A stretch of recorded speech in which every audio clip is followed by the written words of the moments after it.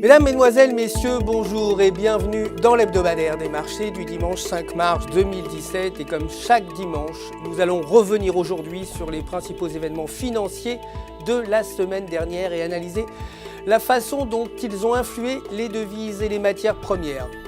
La paire euro-US$ a augmenté de 1,09% pour terminer la semaine à 1,0622 $, alors que la paire livre-US$ a quant à elle baissé et clôturé la semaine à 1,2291.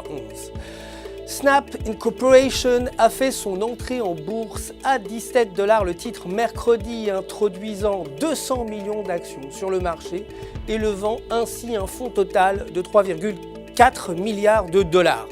Les spécialistes avaient prévu que le lancement du géant de la haute technologie dépasserait les entrées en bourse de Facebook et Twitter, et les marchés n'ont pas été déçus.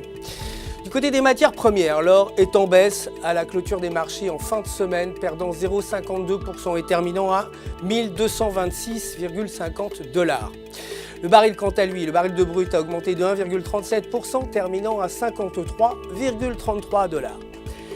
General Motors et Peugeot ont annoncé leur projet d'acheter le producteur automobile Opel. Cela pourrait donner aux deux sociétés une mainmise plus forte sur l'Europe. General Motors a également déclaré son intention de vendre des voitures Opel aux États-Unis et d'importer des modèles de voitures Chevrolet en Europe.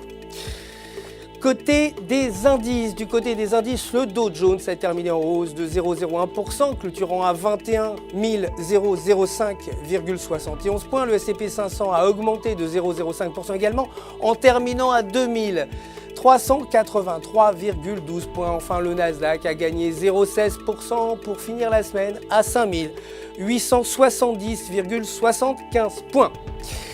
C'est la fin du résumé des événements financiers de la semaine dernière. Je vous retrouve demain pour la suite de l'actualité des marchés. D'ici là, restez en notre compagnie évidemment. N'oubliez pas de vous connecter sur www.ufx.com pour tout votre trading. Votre gestionnaire de compte personnel est prêt à répondre à toutes vos questions. Toute UFX, toute l'équipe UFX joint à moi pour vous souhaiter une excellente journée et une excellente semaine sur les marchés.